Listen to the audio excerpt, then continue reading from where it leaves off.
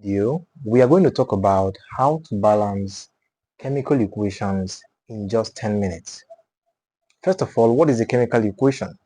The chemical equation is a representation of a chemical reaction. The chemical equation has two sides. We have the reactant side on the left and the product side on the right. For example, let's say we have an equation just like this. You have A plus B giving C plus D. Now, this is a chemical equation. Now, this equation represents a chemical reaction. Now, we're going to be assuming that our reactants are A and B, while our products are C and D. So, what is involved in balancing chemical equations? Balancing chemical equation involves making sure that all the atoms on both sides of the equation are the same. Now, you need to pay attention to this. To balance a chemical equation, you do so by adding what we call coefficients.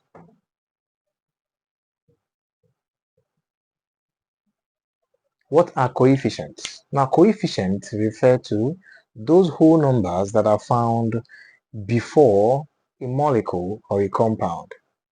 For example, the equation on the board A plus B giving us C plus D, what are the coefficients behind A, B, C, and D? The coefficient behind A is 1, behind B is 1, behind C is 1, and behind D is 1. I can decide to change this coefficient. Let's assume that the equation was looking somewhat like this. A plus 2B giving you 3C plus D. In this case now, we can say that the coefficient of A is 1, while the coefficient of B is 2, while the coefficient of C is 3, and that of D is 1. So what is involved in balancing chemical equations? Like I said earlier, we have to make sure that we put numbers which are coefficients behind these molecules or compounds to make sure that every atom on both sides of the equation are equal. This is in accordance with the law of conservation of mass. The total mass on the reactant side will be equal to the total mass on the product side. Let's consider the following equations. Now, let's consider the reaction between hydrogen gas combining with oxygen gas to give us water vapor. Now, let's consider this equation. Remember, we are trying to make sure that the number of atoms on the reactant side will be the same as the number of atoms on the product side. Let us now account for all the atoms on the reactant side. On the reactant side, we have hydrogen. How many hydrogen atoms are here? We have how many? 2. What about the oxygen? We have oxygen atom, how many? 2. Let's go to the product side.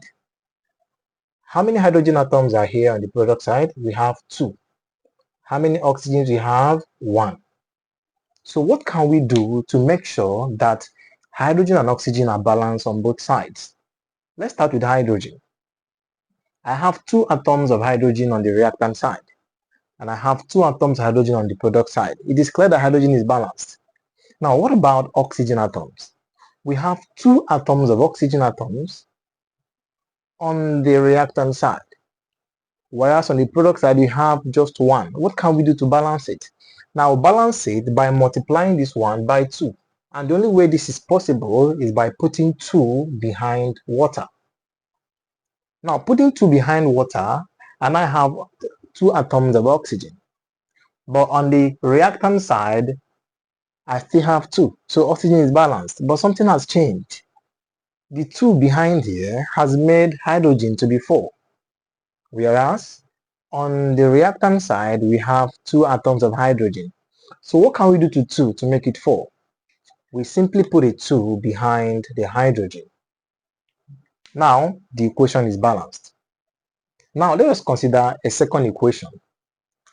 We have sulfur combines with oxygen to give us SO2.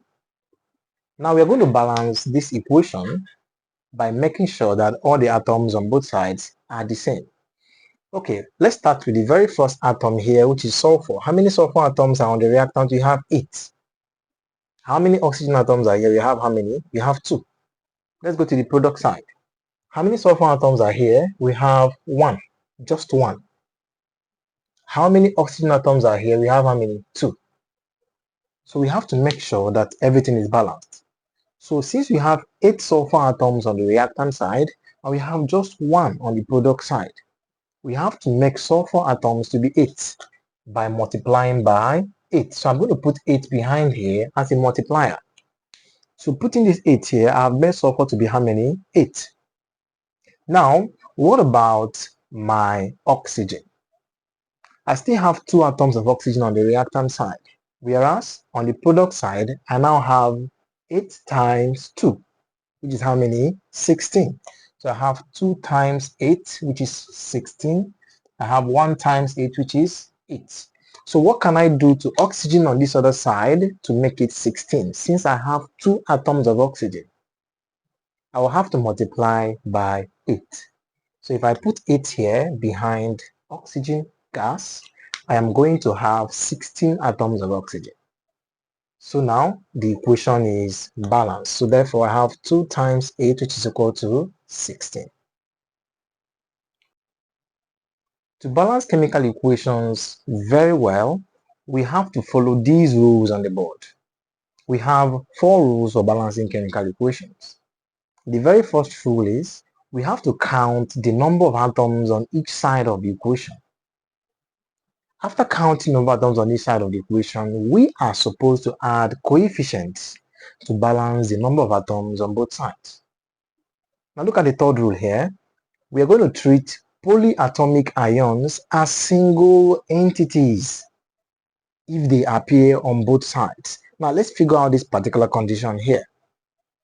We are going to treat polyatomic ions as single entities if they appear on both sides of the equation.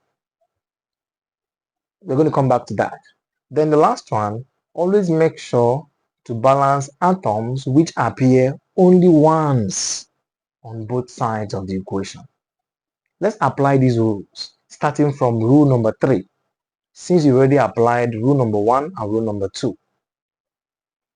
Let's consider the reaction between calcium sulfate and sodium nitrate. We have calcium sulfate combining with sodium nitrate to give us calcium nitrate plus sodium sulfate. Alright. Now remember the rule number 3. It says we are going to treat polyatomic ions as single entities. What are polyatomic ions? Polyatomic ions are those ions that are made up of a group of atoms. For example, in this particular context, SO4 carries 2 minus. This is a polyatomic ion. Another one we have here is NO3 minus. So these are the polyatomic ions we have.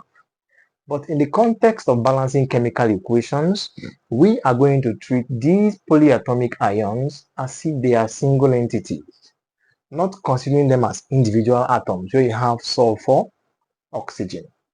Alright, so we are going to now check how many of them we have on both sides of the equation. For example, on this side, let's start with calcium. We have calcium atoms, we have only 1.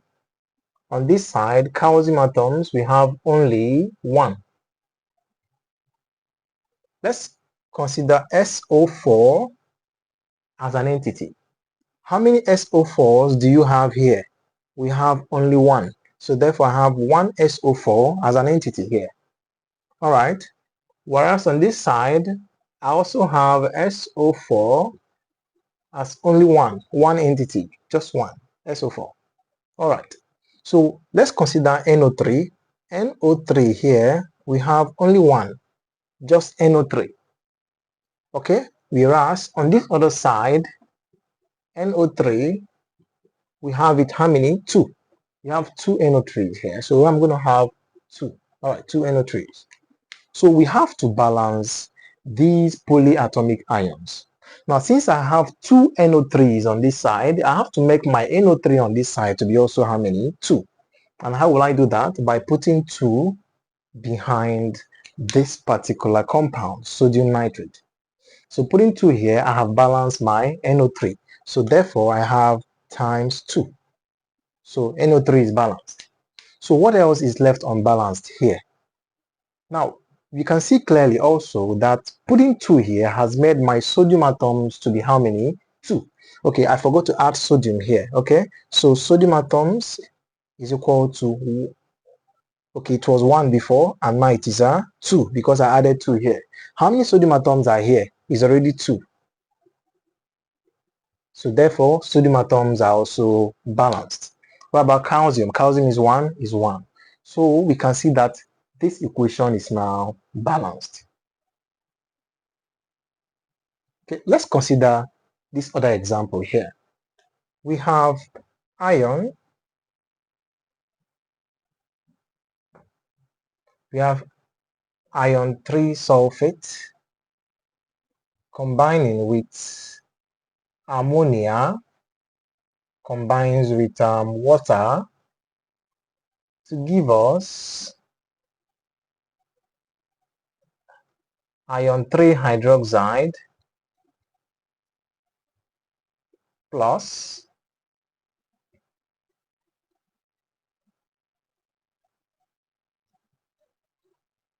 an ammonium sulfate. All right, look at this reaction on the board here. We are going to remember, we are going to consider polyatomic ions as single entities. Now, the polyatomic ion I'm seeing here is SO4.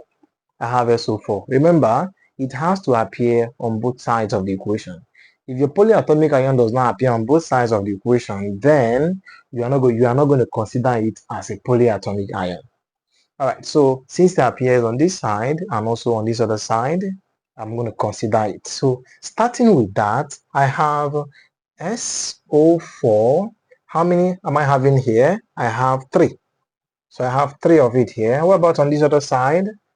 SO4, I have only what? 1. Remember, this bracket is just for this ammonium here. Then SO4 is just 1. So therefore, I have 1 and I have 3. So what can I possibly do to balance my SO4 to make it 3 on both sides? I will simply add 3 to this particular ammonium sulfate. Adding 3 to this ammonium sulfate has already balanced my SO4, which is my polyatomic ion. So I have times 3. So everybody is okay now. So I have 3 and I have 3. Let's now balance the remaining atoms. How many iron atoms are here? Fe, I have 2. 2 atoms of iron here. What about here? How many atoms of iron am I having? I'm having only 1. So that is Fe is equal to 1. So what can I do to make my ion to be 2? On both sides, I have to put a 2 here. So therefore, 1 times 2 is equal to 2. So at this point, ion is balanced and the SO4 is also balanced. So let us balance the remaining atoms. How many nitrogen atoms am I having on this side? Nitrogen N is equal to 1 on this side. Whereas on this side, nitrogen is equal to, let's check. I have 2 nitrogen atoms here. But remember, whenever there is a coefficient, it multiplies through. So therefore, I have 2 nitrogen atoms multiplied by 3, which is equal to 6. So I have 6 nitrogen atoms on this other side. So what do I do to this other side to make it 6? I'm going to add 6 here. So therefore, my nitrogen is now balanced. Let's balance the remaining atoms. What about my, let's balance hydrogen atoms now. Before we balance hydrogen atoms, we have to make sure that the hydrogen atoms on this side are also equal to the ones on the other side. So how many hydrogen atoms are on this other side first? Let's start from the product side. So I have hydrogen atoms is equal to, let's count. I have 3 atoms of hydrogen in the bracket, 3 atoms. But there is a 2 outside, so therefore 2 times 3 is how many? 6. We have 6 hydrogen atoms in this compound. Coming down to this other compound, we had, okay, 2 times 4, that's 8. Then 3 times the 8 is how many? 24. So 24 here plus 6 here gives us 30. So we have 30 hydrogen atoms on this side. So therefore, we have to make sure that hydrogen atoms on this side are also 30. So starting from the first compound, there is no hydrogen here.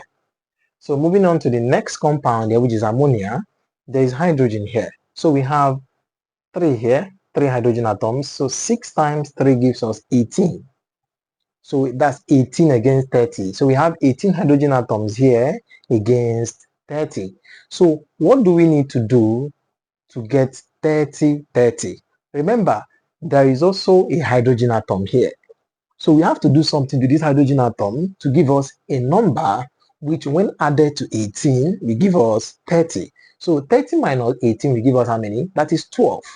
So I have to make this hydrogen here to be equal to 12.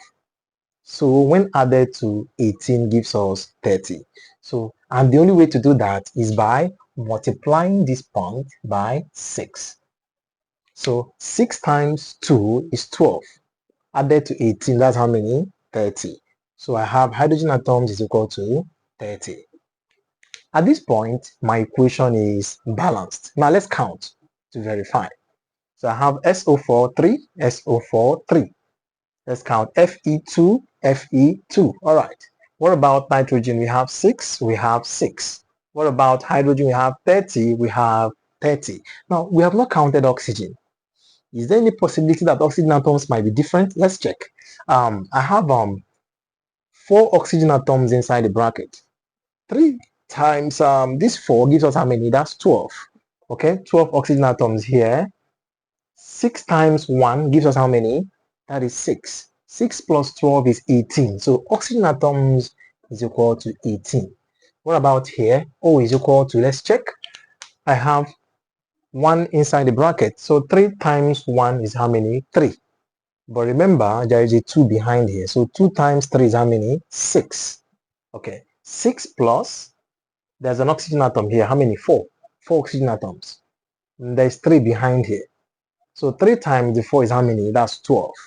So 12 added to 6 gives us how many? 18. So O is equal to what? 18. The equation is balanced. Let's practice a combustion equation. Propane C3H8, propane bonds in oxygen to give us carbon dioxide and water. How do we balance this equation? The same way we are going to balance, the rest of the equations. Let's start by counting how many carbon atoms are here. We have 3. How many carbon atoms are here? We have 1.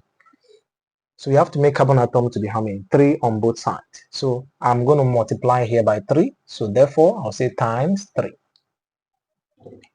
So carbon atom is balanced. So 1 times 3 is equal to 3. All right. So what about the next atom, which is hydrogen? H is equal to 8. What about here? We have H. How many? 2. So what can we do to hydrogen to make it up to 8, which is on the other side?